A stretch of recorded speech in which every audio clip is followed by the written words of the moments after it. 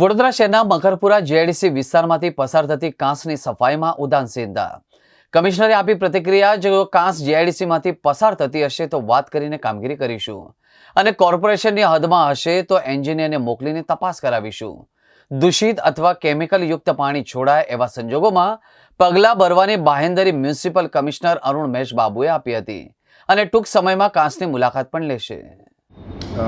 હાલ આપણે મને ધ્યાનમાં મૂકી છે એટલે આવનારા દિવસોમાં આની સ્થળ ક્યાં છે, વીએમસી લિમિટની અંદર છે, જેએડીસીની અંદર યા બહાર છે, અમે જોઈ લઈશું.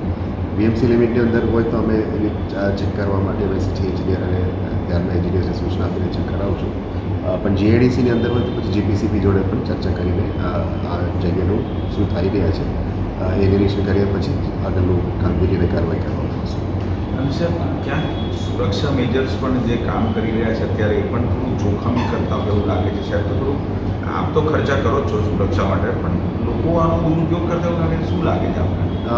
હાલ આપણા ધ્યાનમાં આવું કંઈ ઘટના બનેલ નથી, પણ આવું કંઈક થતું હોય તો ચોક્કસ કોઈ એવું ઘટના ના બનવું જોઈએ અને આવનારા દિવસોમાં એવું પણ હોય તો અમે એની સેફ્ટી પ્રિકોશન સાથે કામ કરવાનો પણ સૂચના આપીશ.